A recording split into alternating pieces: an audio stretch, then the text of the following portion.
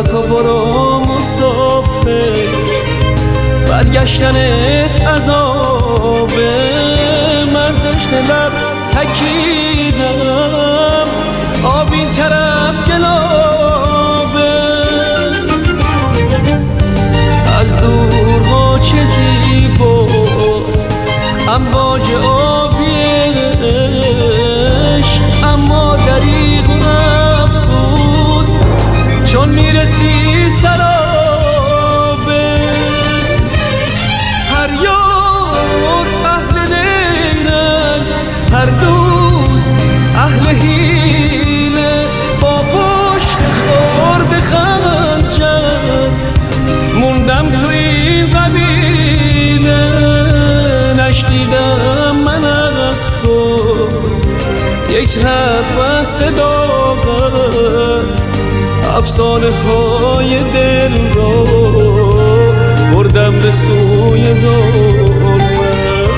زهر است در دل جان، ریزی چو باده در کار، گوید نوش و درد صدها هزار روشنا.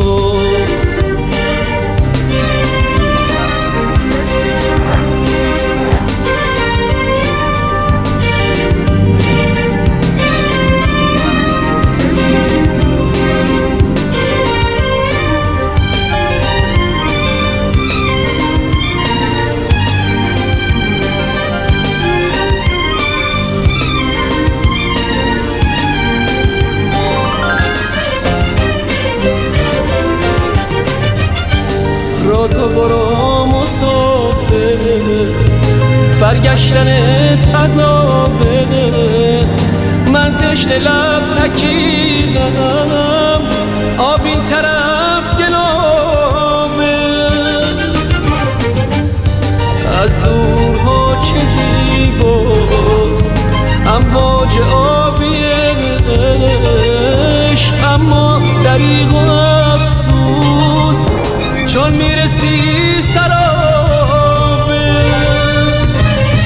هر یار اهل نیرن، هر دوست اهل حیله، با پشت خورد خنجر موندم تو این قبیله.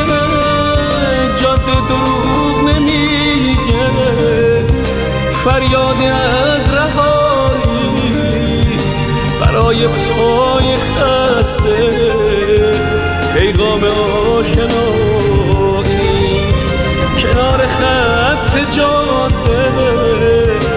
هر سایه بون یه تابه، یه سرپناه امنه. تصویری